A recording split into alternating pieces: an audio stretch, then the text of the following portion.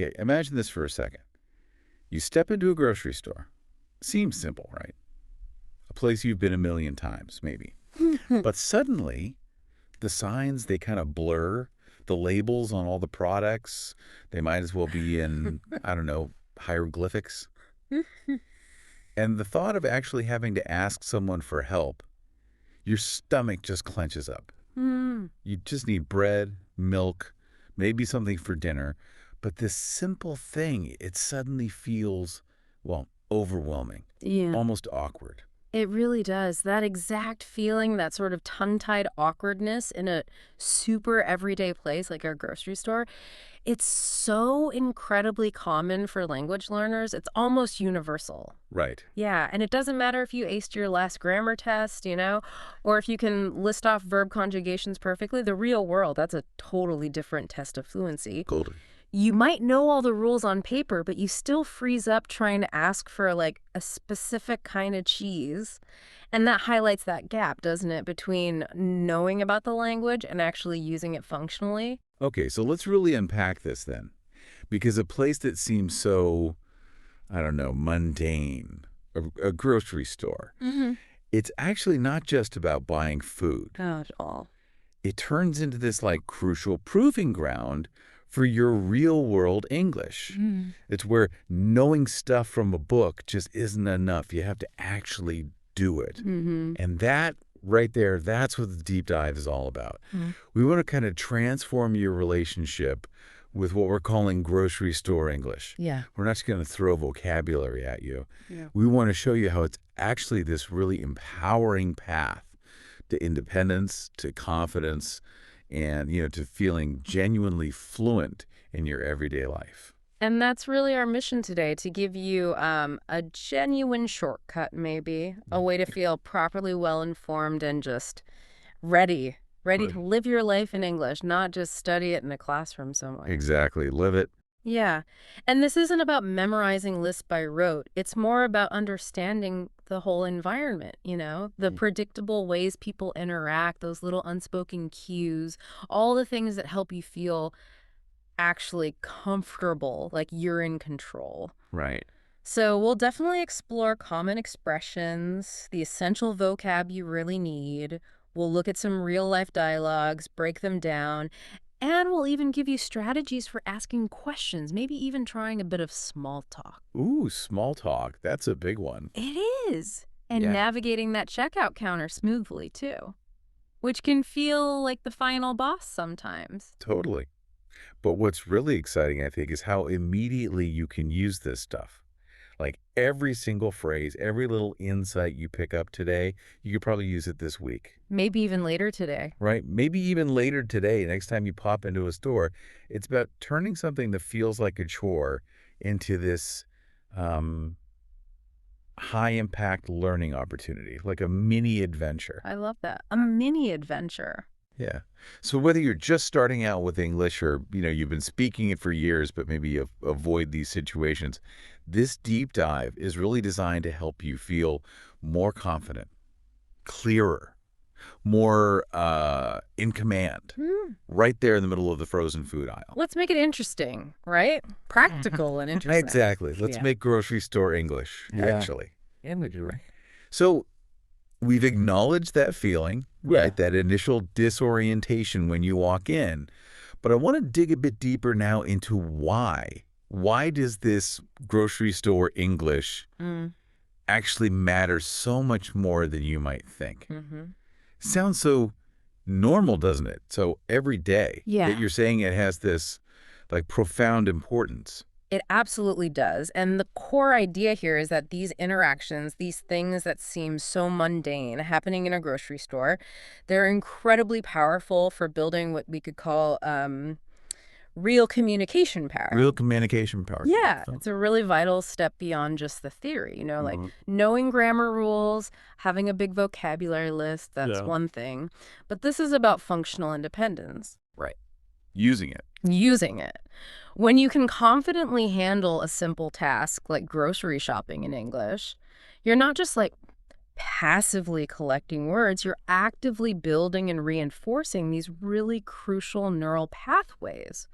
For fluency, yes, but also for confidence. Mm. And these are pathways that classroom settings, just by their nature, often can't fully replicate. It's the real world application that makes the difference. That's really fascinating. So you're saying it's not just about knowing the word for milk or bread, it's the act of using those words in that specific, practical, maybe low-stakes environment that actually changes how your brain processes the language. Precisely.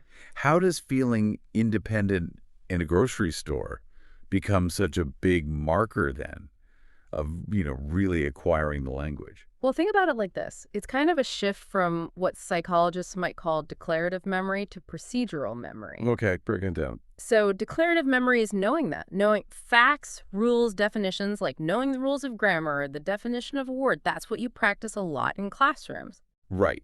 Knowing about riding a bike. Exactly. Knowing about riding a bike, but procedural memory. That's knowing how. It's the skill itself. It's actually riding the bike. And the grocery store forces you into that how-to mode. Ah, You're in real time. You need to understand signs quickly, ask questions that maybe weren't in your script, process answers immediately, make decisions on the fly, often with noise, other people around. yeah, distractions. Loads of distractions. And when you successfully do that, even if it's just asking, excuse me, where's the milk? And understanding the answer, you move that language knowledge from conscious effort, like really thinking hard, towards more automatic, unconscious use. So it becomes more like a reflex. Kind of. It builds what you could call linguistic muscle memory. It frees up your brain's processing power, your cognitive load, so you can handle more complex things later on. And every time you succeed, even in a small way, it validates your ability. It tells your brain, hey, I can actually use this language, not just study it. Yeah. It's like high repetition, low pressure training for your fluency muscles. It makes your English feel more fluid, more intuitive over time. Yeah, I can definitely see how not having that specific practical English could lead to just immense frustration. Yeah. You mentioned the blurring labels earlier. Mm-hmm. I mean, imagine trying to find something specific like gluten-free bread, and you just don't know how to ask. Or you see a sign like 2 for 1, and you totally miss out on a good deal because you don't get that retail shorthand. Happens all the time. Or you just can't find that one spice you really need for a recipe. You could end up buying the wrong thing, spending more money, or even just leaving without what you came for. Exactly. And that's not just inconvenient, is it? It can be genuinely demoralizing. It can make you feel like all that hard work learning grammar was pointless. It really can undermine your confidence because these aren't, high stakes diplomatic negotiations or writing academic essays. No, it's just getting dinner. Right. It's the basic rhythm of daily life. And feeling misunderstood or unable to express a simple need in such a fundamental setting, Yeah. that can really chip away at a learner's self-belief. But the flip side is also incredibly powerful. Oh, okay. So the positive side. Yes. Successfully completing these tasks, even the tiny ones, asking for help and getting it, finding what you need, it triggers this massive positive feedback loop in your brain. So is this what you mean by the confidence multiplier effect? Like conquer the grocery store, conquer the world, Yeah. or maybe not the world? Haha. Maybe not the whole world immediately, but in a powerful way, yes. Successfully navigating one common scenario, like grocery shopping, it creates this incredibly potent positive feedback loop. You've proved it to yourself, haven't you? Yeah. In a very real, tangible way. I can use English effectively out here. Right. Proof. And that internal validation, it just spills over. It empowers you, encourages you to maybe tackle other challenges you might have been avoiding because you felt anxious. Like what else does it help with? Oh, lots of things.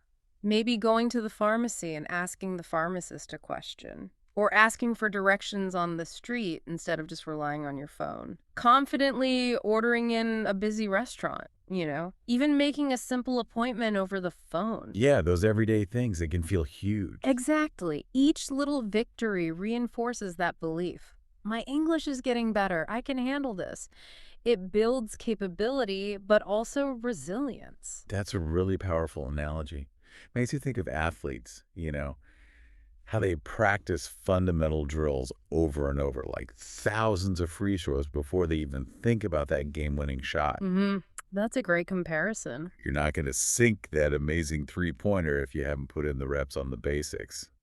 So grocery store English is kind of like the free throw practice for social fluency. That's precisely the insight. It's the fundamental drill. It's building that robust linguistic foundation in a really practical, iterative way. These interactions in the grocery store, they're repetitive, generally low stress. Compared to, say, a job interview. Oh, absolutely. Much lower stress. And that provides the perfect safe space to kind of automate some of these language processes, making your responses quicker, more intuitive, more natural when you are in those potentially higher stakes situations later on. Right. It builds comfort. Competence, comfort, and that deep sense of, I can do this. Self-efficacy.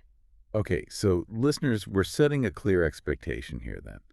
This isn't just about passively soaking up information while you listen. This deep dive is really about actively grabbing some tools. Tools you can put into use, like right away. Yes.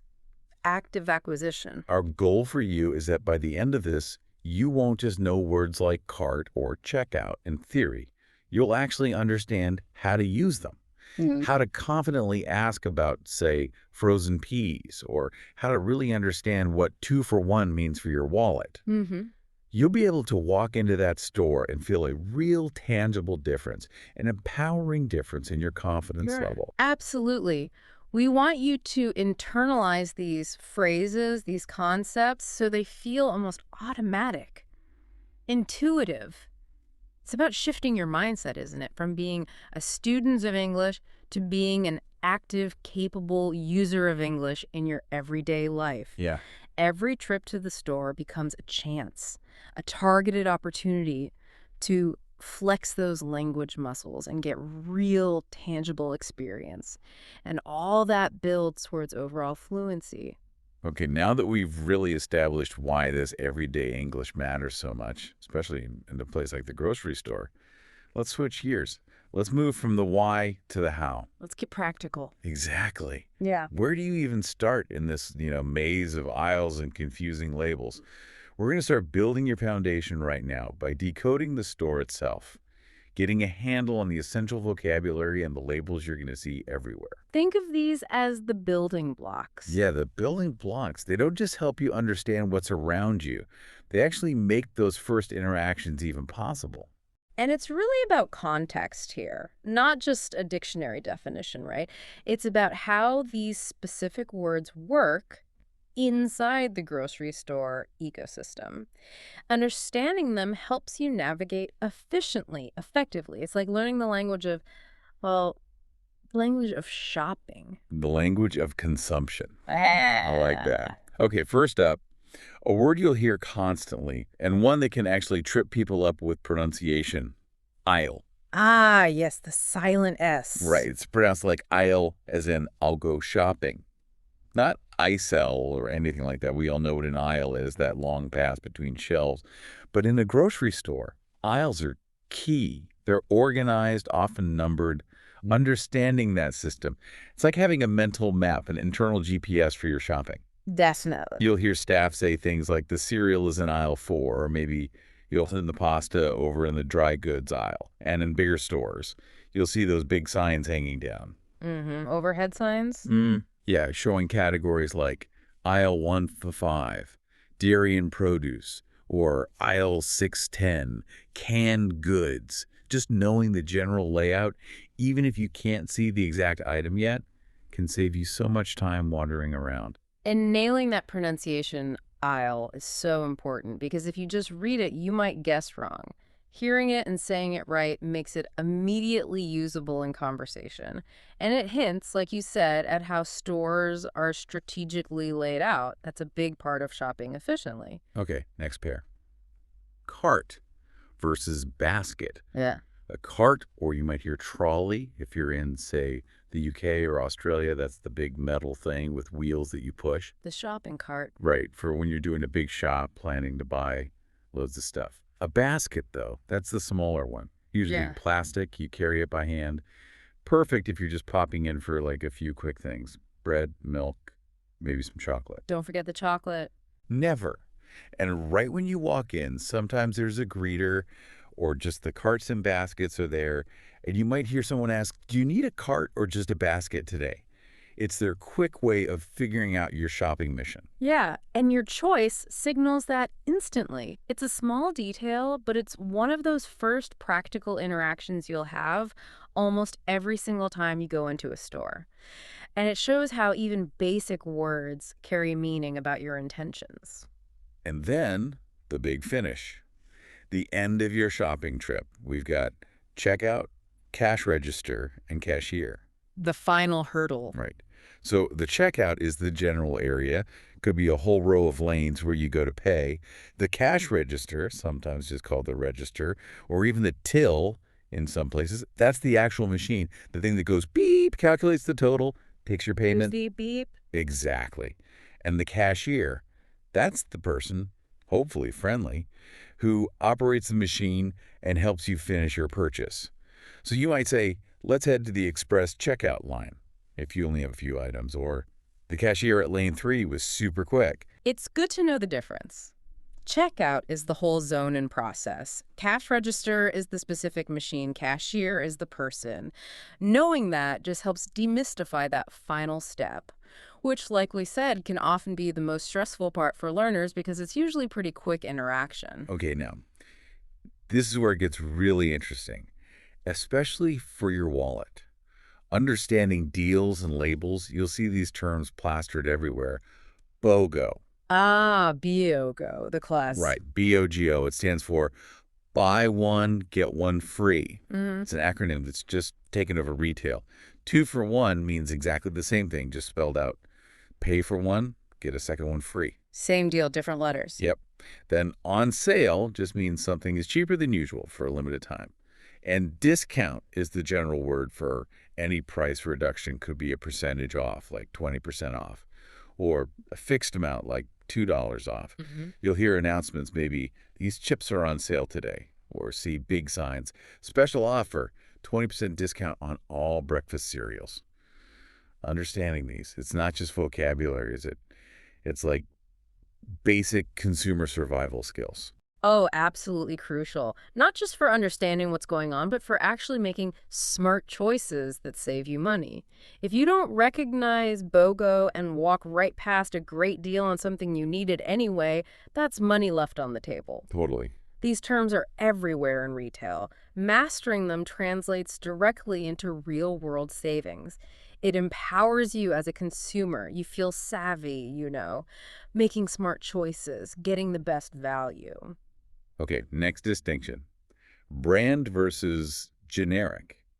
A brand, or brand name product, is one made by a well-known company, like Heinz Ketchup or Kellogg's Corn Flakes. The famous names? Right. A generic product, often called a store brand or maybe private label, is usually cheaper.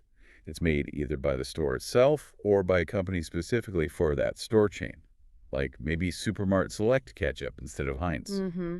Lots of stores have their own lines now. Yeah. So an employee helping you might ask, do you want the brand name soup or the generic one? It's a really common choice you have to make, often balancing how much you want to spend versus maybe perceived quality. And it's fascinating, that balance. Knowing the difference lets you state your preference clearly, stick to your budget. It's part of advocating for yourself as a shopper.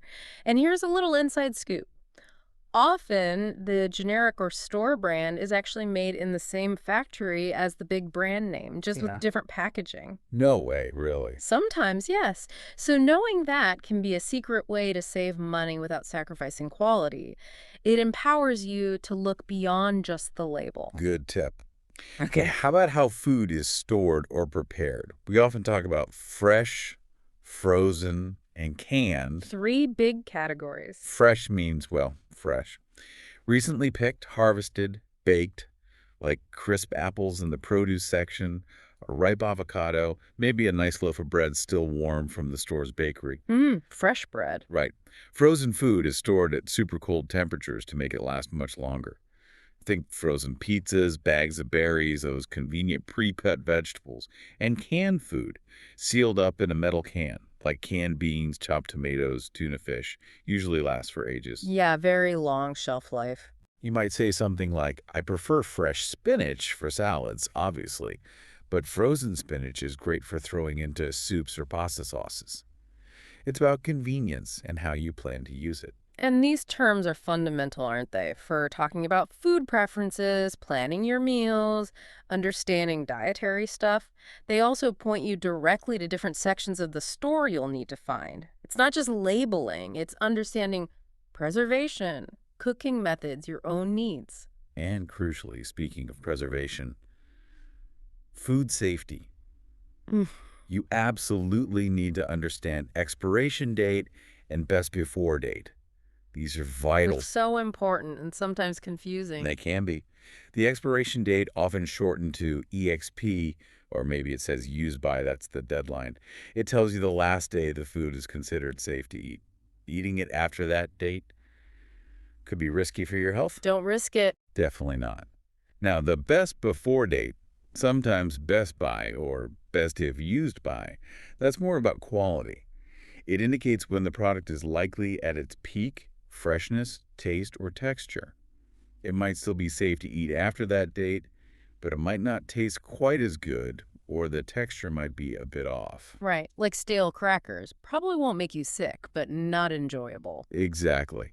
So you always want to remember to, say, check the expiration date on the milk. Or you might notice, oh, the best buy date on these cookies is next month, so they're still perfectly fine. And this difference is huge, not just for your health, but also for reducing food waste, which is a really big issue in many places. Good point. Understanding these dates helps you avoid eating something unsafe, but also stops you from throwing away perfectly good food just because it's past the best before date. So this vocabulary directly impacts your well-being and even connects to bigger environmental concerns. Wow, yeah. Didn't think of it that way. Okay, now for people with specific diets or lifestyles, labels like organic, gluten-free, and sugar-free are everywhere now. Increasingly common, absolutely. Reflects changing consumer demands. Organic generally means the food was grown or produced without using synthetic pesticides, chemicals, or GMOs, genetically modified organisms. Gluten-free is crucial for people with celiac disease or gluten sensitivity. It means no gluten protein. And sugar-free usually means no added sugar, which is important for diabetics or people just trying to cut down on sugar. Mm-hmm. So you might specifically ask, excuse me, is this yogurt organic? Or you might be scanning labels looking for that certified gluten-free symbol. And being able to spot these labels or ask about them shows a higher level of functional English, doesn't it? It lets you cater to very specific personal health needs or ethical choices. You're moving beyond just finding basic food items into making really personalized consumer decisions. Right. Taking control of your health through language. And lastly, for quantities, especially with eggs, a dozen A classic quantity. means 12, and half a dozen means 6. Super straightforward, but you hear it constantly. You'll go to the counter or the dairy case and say, I'll take a dozen eggs, please. Or just a half dozen for me today, thanks. Yep. Fixed expressions, incredibly common for eggs, sometimes for things like donuts or bagels too. Knowing them just makes those transactions quick and smooth, no awkward counting needed. Okay, so we've covered a lot of those core terms, really built a solid foundation. But, the grocery store's language is even richer than that. There are other useful words and phrases you'll definitely bump into. Absolutely. These next ones add more layers, paint a fuller picture of the environment and the interactions that happen there. Let's add some more tools to that toolkit then. First up, Section. We talked about aisle, which is the numbered pathway. A section is usually a broader area dedicated to a certain type of product. Like a neighborhood within the store. Exactly. Like the dairy section, that's where you find milk, cheese, yogurt, or the produce section for all the fresh fruits and veggies. The frozen section is obviously where the freezers are. So someone might direct you by saying, the orange juice.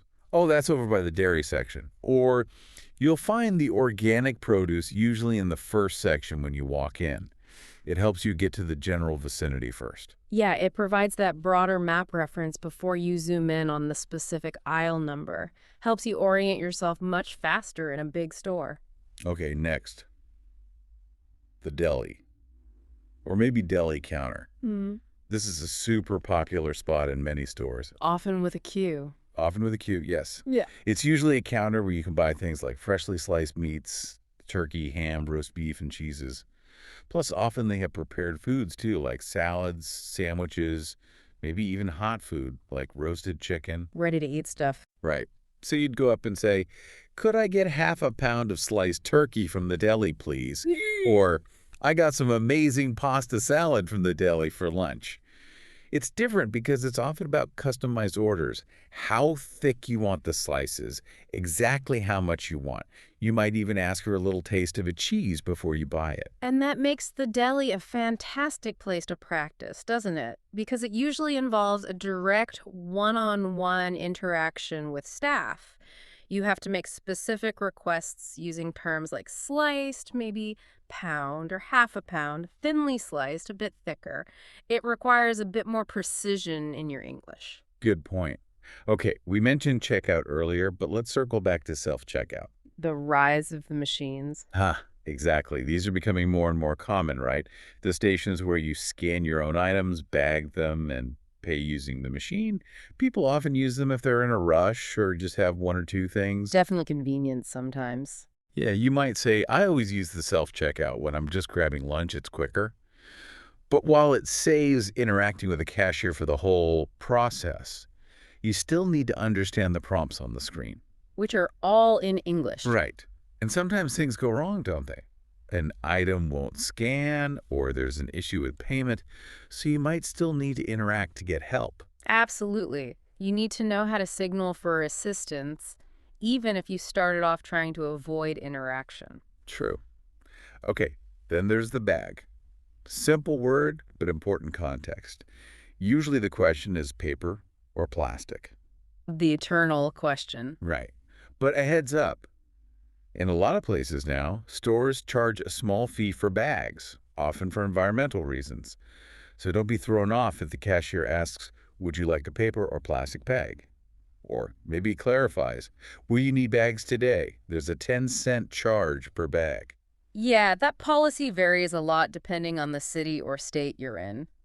Knowing how to respond, yes, please, one plastic, or no thanks, I brought my own, just keeps things smooth at the very end. No surprises.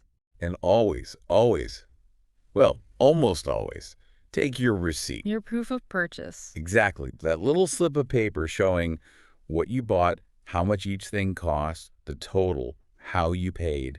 You'll hear, don't forget your receipt. Why? Because you'll need it if you have to return something, or if you just want to double check you were charged correctly, or track your spending. Super important for returns or exchanges, definitely.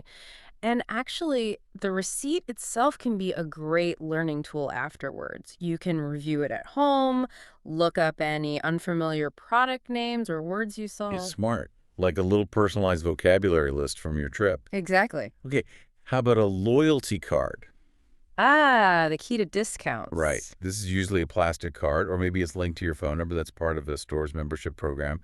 You show it or give your number, and you might get special discounts, earn points for future savings, or access members-only offers. It's super common at checkout for the cashier to ask, do you have a loyalty card with us? Or do you have our store card? Saying yes and using it can sometimes save you quite a bit of money. Yeah, these loyalty programs are everywhere now.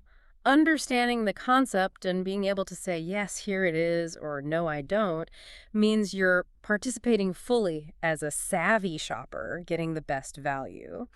Okay, let's shift to some crucial action verbs. The doing words you'll use all the time in the store. First, find. Simple, but essential. Right, to locate something. The cashier might ask at the end, "Did you find everything okay today?" Or you might ask an employee, "Excuse me, can you help me find the organic milk?" Next, pay, to give money for your items. The big moment. The cashier will ask, "How would you like to pay today?" Or maybe more specifically, will that be cash or card or debit or credit? And then out of stock. This isn't something you do, but something you hear. It means the product is sold out right now, unavailable. Yeah, the dreaded phrase. You might ask for something and hear back, "Sorry, we're out of stock on that brand, but we have this other one." Or, "We're out of stock now, but we should get more in on Thursday." These verbs, find, pay, and understanding out of stock, they're really the engine of your shopping trip, aren't they?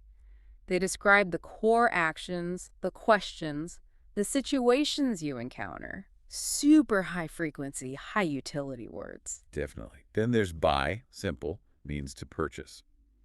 I always try to buy snacks when they're on sale. Then slice, mostly used at the deli counter, meaning to cut food into thin pieces. Like we talked about with the deli. Exactly. "Can I please get this cheese sliced thinly?" Or the deli worker might ask you, "How would you like your ham sliced today?" And finally, the super important one, help. Your lifeline. Yes. To assist someone, or more often to ask for assistance. Your go-to when you're stuck. "Excuse me, can I get some help lifting this?" Or, "Could you help me reach that box on the top shelf?" Or at the self-checkout, "Can someone help me? This machine isn't working." Mastering these verbs, especially knowing when and how to ask for help or understanding requests involving slice at the deli, allows for really precise communication. It moves you from just being a passive observer in the store to being an active participant, really managing your own shopping experience. So putting all this vocabulary together, Yeah. it's not just about knowing isolated words, is Yeah. it? It lets you actually read the signs, understand the labels, and even start participating in those little conversations. Yeah, it's decoding the whole environment. It's making sense of that world around you in a really practical, immediate way. And now that we have this solid linguistic foundation, this toolkit, we're ready. We're ready to talk about actively navigating those aisles, Mm. confidently asking for help, and just as crucially, really understanding the answers you get back. This is where it gets truly dynamic, moving into real interaction. Right. Yeah, this is where the fluency really starts to spark. Okay, so we've packed our mental shopping cart with all this essential vocabulary. You've got the building blocks to understand the signs, the labels, the deals. Now, let's talk about something even more empowering. Actually interacting with people in the store. Stepping onto the stage. Exactly. This is where you move beyond just, reading things and start actively communicating what you need. We're going to dive into the art of asking questions politely, effectively, and just as vital, the skill of really decoding and understanding the answers you get. Mm-hmm. This is the bridge, isn't it? From just passively understanding to actively engaging and solving problems in real time. And honestly, getting comfortable with this builds your confidence faster than almost anything else. I completely agree. Because you're proving to yourself you can handle unscripted moments. So let's start with your absolute go-to phrase, your universal opener for getting help. Excuse me, where can I find this? The magic phrase. It really is. It's polite, it's direct, it's universally understood. You just fill in the blank. "Excuse me, where can I find the olive oil?" Or, "Excuse me, where can I find the bread?" Simple. Effective. And that excuse me at the beginning is so important in English-speaking cultures, isn't it? Yeah, why is that? It signals politeness. It shows you recognize you're about to interrupt someone or ask for their time. It's a little sign of respect for their space. And that slight pause it creates, it gives the employee a moment to switch gears, focus on you, and get ready to help. It just starts the interaction off on the right foot. Good point. Okay, what's another way to ask, maybe if you're not sure they even have the item? A good alternative then is, do you have any do you have any almond milk in stock? Or maybe do you carry coconut flour? It implies you're checking for availability as well as location. Okay, useful. Now, what about prices? You see a sign, maybe it's a bit confusing, and you just want to double check. Simple and direct is best here. You can point to the item and ask, is this on sale? Or just, what's the price on this? Clear, straightforward questions to make sure you know what you're paying. And this ties right back into that idea of consumer literacy we talked about, right? Absolutely. Not being afraid to ask about the price empowers you financially. You make sure you're getting the deal you think you are. You stay within your budget. It's a very tangible benefit of using your English skills. Okay, how about quantity? You see a huge bag of rice, but you live alone and only need a little bit. Or maybe you see a small pack, but you want the bigger value size. Great practical questions. You can ask, do you have a smaller pack of this? Or do you have this in a bigger size? For example, excuse me, do you have a smaller pack of rice? This 10-pound bag is way too much for me. It helps you get exactly what you need and avoid waste or unnecessary expense. And asking that shows you're really thinking about your needs, doesn't it? Not just grabbing whatever's there. Exactly. It demonstrates a more nuanced level of communication. You're expressing specific preferences, being proactive about your shopping. It shows you're comfortable enough to ask for something slightly different. Now, the classic scenario, the one that makes your heart sink a little. You go to grab your favorite cookies, and the shelf is empty. Disaster. Total disaster. But wait, before you give up hope, there's the magic, hopeful question. Are there any more in the back? The plea to the stockroom gods. Exactly. Sometimes they genuinely do have extra stock in the storage area that just hasn't made it onto the shelves yet. So it's always worth asking politely, "Hi, I see the shelf is empty for these organic bananas. Are there possibly any more in the back?" You might just get lucky. And that's a question even native speakers ask all the time. It shows you understand how stores work, that there's often backstock. It's resourceful and totally natural when something seems to be sold out. Okay, what if you're just generally confused? Maybe the self-checkout machine is doing something weird, or you need help lifting something heavy. What's the simplest way to ask? Keep it simple. The most direct, polite option is just, can I get some help? Or, excuse me, could I get some help over here? For instance, at that rogue self-checkout machine. Excuse me, can I get some help with this? It's not scanning my item. It's clear, signals your need immediately, and you don't have to stumble through a complicated explanation of the problem right away. That feels manageable. Can I get some help? It's incredibly versatile. And remember that tone of voice we mentioned. A polite, slightly questioning upward intonation on help makes a huge difference. It signals a request, not a demand. That tone usually gets a much more positive and helpful response. Okay, so you've done it. You've bravely asked your question. Now comes part two. Understanding the answer. The listening comprehension challenge. In real time. Right. The answers might come back fast, maybe with an accent you're not used to. So let's look at some typical responses you might hear. Yeah, knowing the common patterns here is key. The answers are often concise, directional, so understanding those cues is vital for actually getting where you need to go. You'll often hear directions using aisle numbers and sides, like, it's in aisle 7 on the right. Straightforward enough. Yeah, means go to aisle 7, look on the right-hand side. Or, it's down aisle 3, about halfway down on your left. And remember, those overhead signs usually list the aisle numbers and main categories, so use those as your guideposts. Understanding those spatial cues, aisle numbers, left, right, halfway down, at the end is fundamental. It's about building that mental map of the store using the language they give you. Not just where, but where exactly. What if the employee doesn't know right away? A very common, polite response is, I'm not sure. Let me check. That's a good sign. It means they're going to try and find out for you, maybe look it up on their store device or ask a colleague. They're not just dismissing you. Okay, good to know. And what if the answer is just no? Like they really are out of stock? You'll probably hear, sorry, we're out of stock on that item. Or maybe just, sorry, we're all out. And a good reply for me would be, Just a simple, polite, okay, thank you anyway. Or, okay, thanks for checking. Short, gracious. Acknowledges their effort even though the outcome wasn't what you hoped for. Shows good manners. got it. Sometimes they give you extra info too, right? Yes. They might say, sorry, we're out now, but we should get more in next week. Or, we'll probably get a delivery on Tuesday. That's super useful if you plan to come back. Yeah, saves you a wasted trip. Exactly. It turns that out of stock into actionable information for the future. And what if something isn't in a specific numbered aisle, but just near something else? You might hear directions like, it's over by the dairy section, or you'll find that over by the bakery.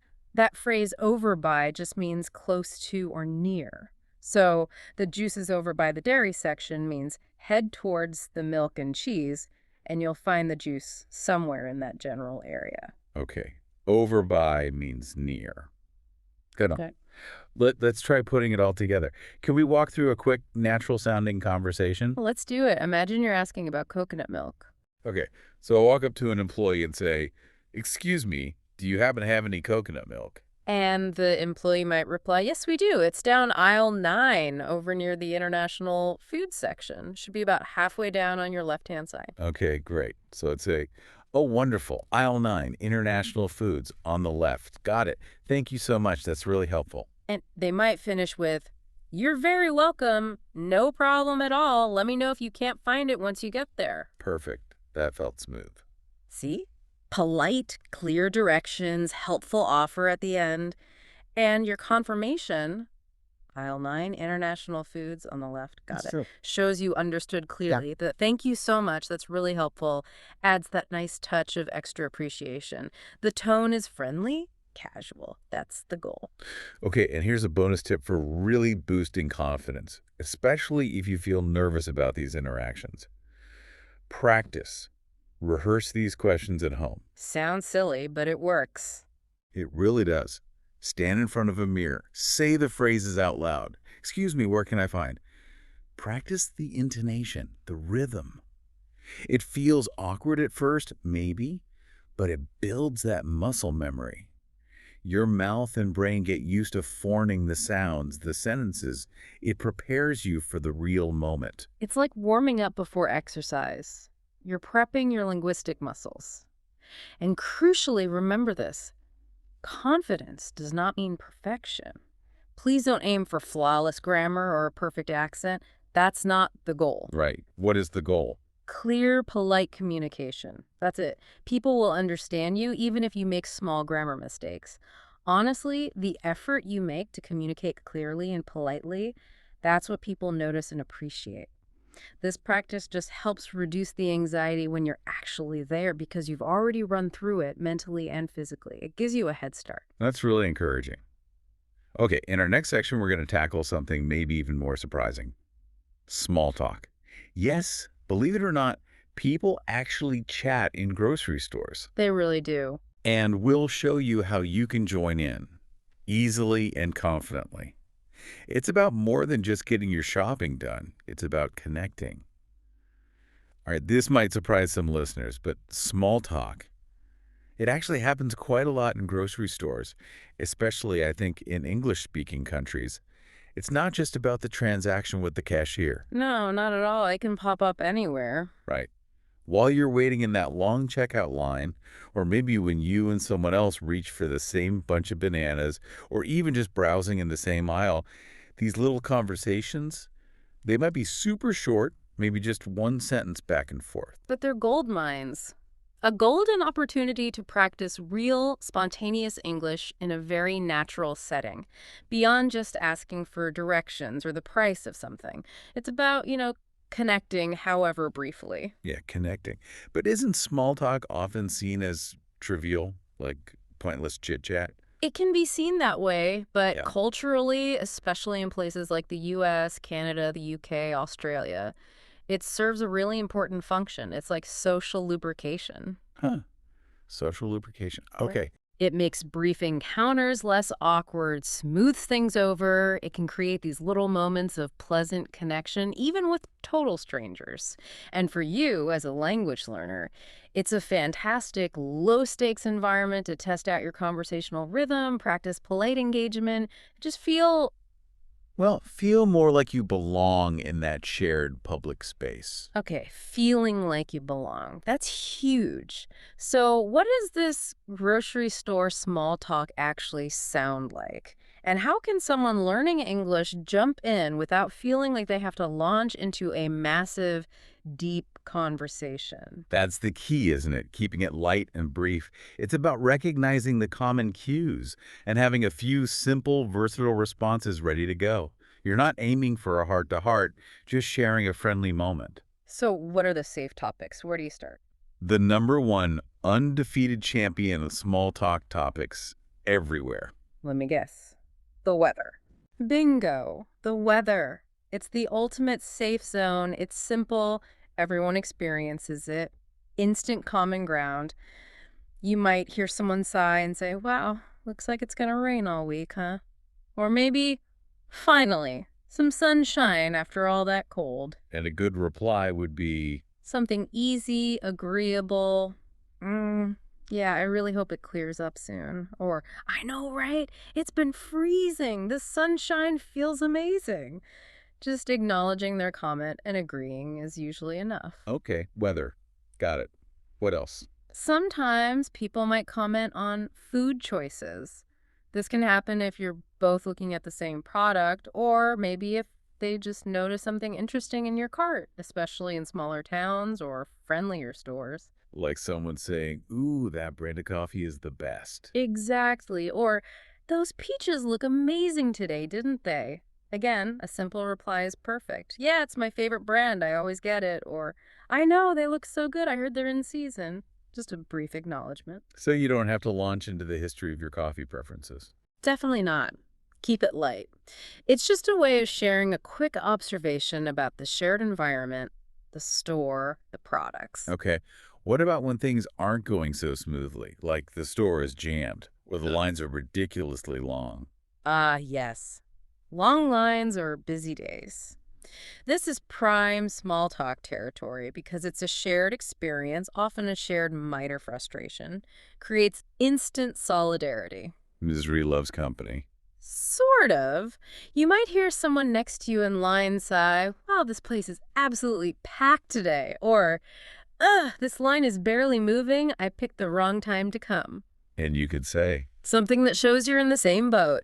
Yeah, tell me about it. I guess everyone had the same idea to shop before the weekend. Or, I know, maybe it'll speed up soon. It's just a shared groan, a way to pass the time and connect over that common, immediate situation. It can actually make the wait feel a tiny bit less annoying. okay, that makes sense. What about jokes or compliments? Yeah, those happen too. Light, friendly exchanges, especially near the checkout. Someone might see your overflowing cart and joke, looks like you're stocking up for the next 6 months. And you could laugh and say, Haha, you know it. I swear, I only came in for milk. It's that shared joke about how grocery shopping always ends up bigger than planned. Or someone might compliment your cool, reusable bag or a unique item you found. and these little jokes or compliments, they seem small, but you think they're important. Incredibly important for confidence. They build connection, make the environment feel less anonymous, less intimidating. They're tiny interactions, micro connections that add up to feeling more comfortable, more human, more part of things, turns a transaction into a little moment. Okay, I'm feeling braver now. So if I want to try starting some small talk, what are some easy, low-pressure ways to do it? Good for you. The key is low risk, open ended invitations for a brief chat. Give me some examples. Okay. If you're looking at a product, maybe someone else's too, you could hold it up slightly and ask, excuse me, have you ever tried this brand? I'm wondering if it's any good. It's specific, invites an opinion, focuses on the shared context. Nice one. What about something more general? Just a simple observation works wonders, especially if you're waiting in line or it's clearly busy. Pretty busy today, isn't it? Mm, It's neutral, easy for someone to agree with, opens the door without pressure. okay. Or if someone's looking at the same thing I am. You could try, have you tried this before? I was thinking of getting some. Again, friendly, curious, low stakes. And these openers are great because they invite a response, but they're not demanding. The other person can give a short answer or a longer one, or just smile and nod. It's easy for them to engage or disengage. And remember, you don't need to say much. Just one quick comment, one friendly question can genuinely make you feel more fluent, more part of the scene. It's about those small steps outside your comfort zone. So let's circle back. Why does the small talk stuff really matter for fluency? It feels extra, not essential like asking where the milk is. It might feel extra, but it's key for developing what we call social fluency, which is different from just grammatical accuracy. Usable fluency, okay. Small talk helps you practice listening to how people really talk. Natural responses often have regional accents, different speeds, maybe slang or shortcuts you don't learn in textbooks. Yeah, real speech is messy. Exactly. It also helps you get a feel for the rhythm of English conversation, making your own speech sound more natural, less like you're mentally translating each word. And I guess it teaches you how to, like, politely join a conversation or end one, which is a skill in itself. A crucial social skill in any language. It helps you navigate those little interactions smoothly, feel less awkward. And maybe the biggest thing, engaging in these brief exchanges, however insignificant they seem, really helps you feel more connected, more like a participant in your local community, not just an outsider observing. Participant, not observer. I like that. Yeah, even if you're still learning, it's a huge psychological boost. It transforms you, empowers you, and that feeling feeds right back into your overall confidence and motivation to keep learning and using the language. All right, deep breath. You've navigated the aisles, maybe even braved some small talk. You've filled your cart. Now, it's time for the grand finale, the final step, talking to the cashier at the checkout. Dun dun dun. Huh, exactly. That little knot of potential stress right at the end, where you feel like you have to perform quickly, get everything right under pressure. Totally normal feeling if you're learning English. But it really doesn't have to be that stressful. No, it really doesn't. We're going to de-stress this whole final step right now. We'll break down exactly what usually happens, what to expect, and how you can handle it smoothly and confidently. This is often where anxiety peaks for learners, isn't it? Because it's a direct, usually quite fast-paced exchange. You feel the pressure of the people behind you in line, maybe? Totally. The clock is ticking. But honestly, by understanding the predictable sequence, the usual script, and having a few key phrases ready, we can make it feel much more manageable. Turn that potential awkwardness into just a smooth transaction, maybe even a pleasant one. Okay, let's do it. Let's walk through the typical checkout process step by step so you know exactly what's coming and can mentally prepare your lines. Predictability is definitely your best friend here. Knowing the script lets you anticipate the questions, have your answers ready. That really reduces the mental effort and the anxiety in the moment. Okay, step one. Hmm. Greeting the cashier. Usually the cashier will start things off. Mm-hmm. They'll initiate. They'll probably say something like, "Hi, how are you today?" Or maybe, "Good morning. Find everything okay?" You don't need a long, complicated answer.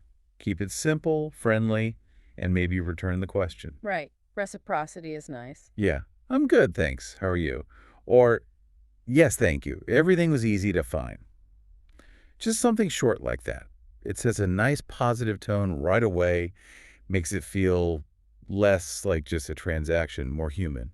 And matching their general tone, if they're friendly, be friendly back, and just maintaining that basic politeness makes a big difference. It makes both of you feel more comfortable.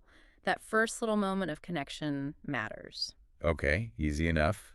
Step two, Bagging questions. This comes up almost every time, right? Depending on where you are. Yep, the bag situation. They'll likely ask, do you need a bag today? Or the classic, paper or plastic? Remember, in the U.S. especially, that means, do you want a paper bag or a plastic one? Your reply, straightforward. Yes, please. A plastic bag is fine. Or maybe, no, thank you. I brought my own. Good to have those ready. And just remember that potential bag charge we talked about. Don't be surprised if they ask, would you like to buy a bag? Or mention the fee. Yeah, that's a common point where people can get flustered if they aren't expecting it, especially since the rules change from place to place. Having your answer ready just keeps it moving smoothly and shows you're aware of local practices, maybe environmental ones. Right. Okay, step 3, payment time. The moment of truth. Handing over the cash or card. First, the cashier will state the total. Okay, your total comes to $22.45. Right. Then they'll usually ask how you want to pay. How would you like to pay? Yeah. Or maybe, will that be debit or credit? Or simply cash or card? Standard questions. Yeah. And they might also throw in that loyalty card question here. Do you have our store card? Or got a loyalty card? Again, keep your replies clear and concise. I'll use my card, please. Or credit is fine. Or no, I don't have one, thank you. If you're using cash, you can just say, here you go, as you hand over the money. Yeah. Or specify the amount if you're giving more than the total. Like, here's $25. They'll then calculate and give you back your change, the money you get back. Yeah, the payment part can feel fast-paced.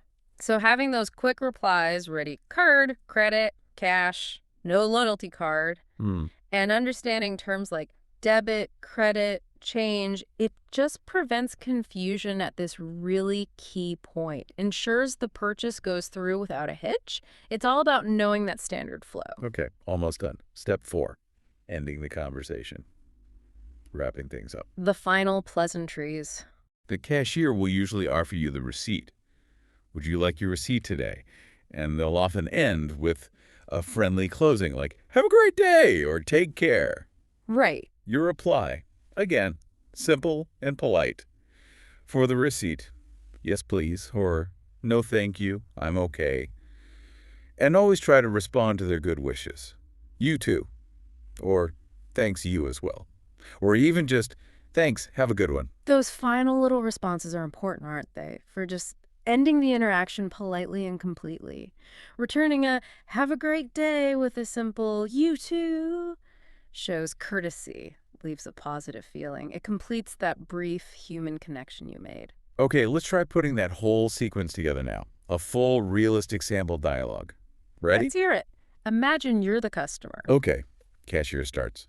Hi there. Did you find everything you were looking for today? You reply, yes, I did, thanks. Everything was easy to find, thank you. Cashier, that's great to hear. And will you be needing any bags for your items today? Yes, please. Just one plastic bag should do it. Cashier. Okay. Your total comes to $19.20. You handing over money. Okay, here's $20. Cashier. Perfect. Okay. Out of 20. And here is 80 cents change. And your receipt. Have yourself a great day. You taking change and receipt. Thank you so much. You too. Have a good one. Boom. Done. Smooth. See? That dialogue feels totally natural, right? It covers all the essential steps in a polite, flowing way. Memorizing that basic script and then just tweaking it slightly to fit your situation and personality, that can give you a massive confidence boost. It makes the whole checkout process feel predictable and totally manageable. Yeah, takes the fear out of the unknown. Okay, one last bonus tip here. What about those self-checkout machines when they inevitably act up? Which, let's be honest, Happens to everyone, native speakers included. Those machines can be so finicky. right. Don't feel embarrassed or stuck. You can absolutely still ask for help. Just look around for the employee who's usually overseeing that area, catch their eye, and say something simple like, excuse me, can you help me with this machine? Or, hi, I seem to be having a problem here. Absolutely. Store staff are completely used to helping people with those machines. It's literally part of their job description now. They expect issues to come up and they expect to be asked for help by all customers, language learners or not. There's zero shame in needing assistance with a glitchy machine. That's really good to remember. Okay, in our final section, we are going to tie all of this together. We'll talk about how you can truly turn every single grocery trip into a powerful, consistent English learning session. How to make that secret classroom idea a reality. Let's wrap this up. So we've journeyed through the whole grocery store experience, haven't we? We've armed you with a vocabulary for aisles and BioGo deals. We've practiced asking for help and understanding the answers. We even dipped our toes into the surprising waters of small talk And survived. and survived. And finally, we tackled the checkout, aiming to turn that moment of potential stress into one of smooth confidence. But here's the big idea, the real paradigm shift we want you to walk away with. The core message. Yeah. The grocery store, it isn't just a place you have to go to buy food. Yeah. Think of it as your secret weapon, your incredibly effective real-world English classroom. That's the ultimate takeaway. Absolutely. Every single time you go, it's this amazing opportunity, a chance to learn, to practice, to organically grow your English skills, all while you're completely immersed in authentic language. Right. It's everywhere. It really is a goldmine for learning because the environment is just so rich. Labels, signs, announcements, conversations happening around you, the choices you have to make. It's all in English, all requiring you to understand and respond in real time. And just think about how often you do it. If you go shopping, say, once or twice a week, Yeah. that adds up. It's consistent, low-pressure practice built right into your normal routine. It's not like carving out extra time for homework. Yeah. It's practical application happening naturally as part of your life. Yeah. It's making learning almost effortless because it becomes habitual. That consistency, that sheer volume of recurring exposure, it's incredibly powerful for learning. These aren't just one-off lessons. They're repeated opportunities for genuine engagement. It embeds the language learning deeply through repetition and real-world relevance. So how do you actually maximize these trips? How do you turn these grocery English missions into super effective learning sessions? We've got 5 concrete strategies for you, things you can start doing on your very next trip. These are designed to shift you from just being a passive observer in the store to being an active, targeted learner, making sure every visit brings real linguistic progress. Okay, strategy 1. Create a grocery English mission before you even go. Be intentional. Exactly. Don't just go with your shopping list. Go with a specific language goal, too. Choose maybe just 1 or 2 new phrases or words from this deep dive that you are definitely going to try and use. Decide you will ask at least 1 question, even if it's simple. Or you will try to read and understand the ingredients on 1 new product.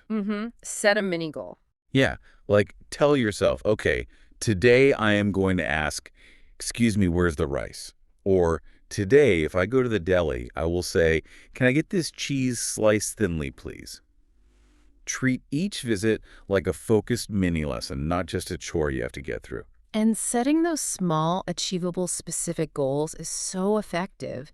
It transforms the routine into a deliberate learning exercise.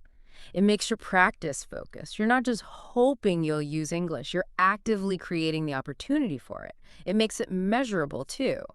Did I achieve my mini mission? Yes or no? Love that. Okay, strategy 2. Practice at home before the real trip. The rehearsal. Yes. And I know it might feel a bit weird at first, but honestly, it works wonders for confidence.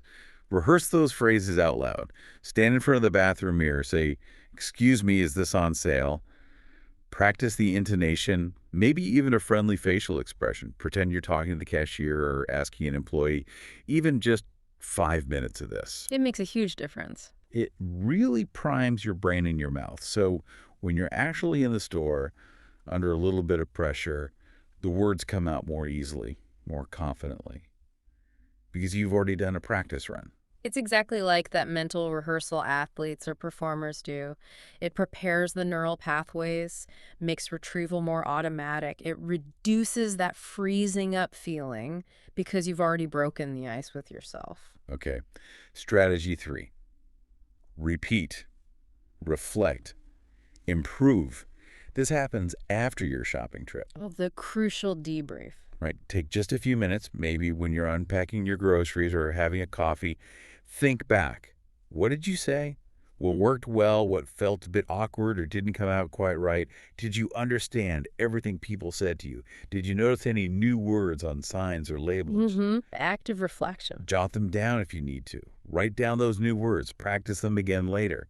This cycle real-world use, then immediate reflection, then targeted review. That's the absolute engine of building real, lasting fluency.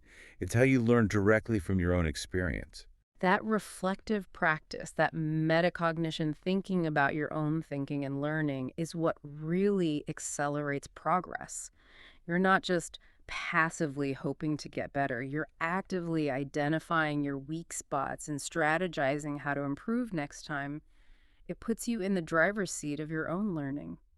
Okay, strategy 4. Challenge yourself.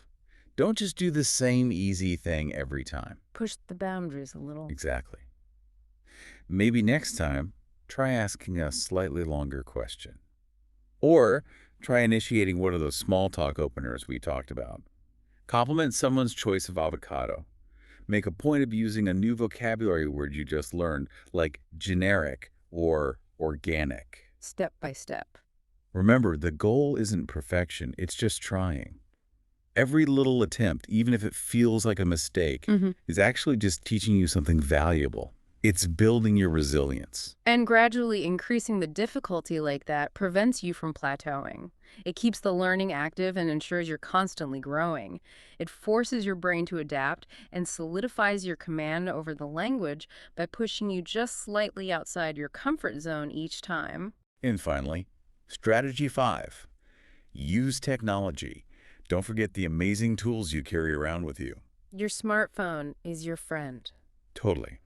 If you see an unfamiliar word on a sign or a package and you don't have time to ask right then, snap a quick photo. Look it up later when things are calmer. Use a translation app for a quick check if you're really stuck on a word mid-aisle. And of course, you can re-listen to podcasts like this one or rewatch videos until those key phrases feel totally natural. It's about integrating all your resources, isn't it? Digital and real world. You're not just a shopper, you're a learner in action, leveraging everything available to boost your understanding and fluency. Your phone becomes this portable language lab ready whenever you need it. So when you add all this up, the ultimate payoff here goes way beyond just getting your groceries for the week, doesn't And it? vastly beyond. With every single trip, every phrase you practice, every interaction you navigate successfully, you are actively building your real-world fluency. You're cultivating that essential confidence. And you're truly unleashing your power to communicate effectively in everyday English life.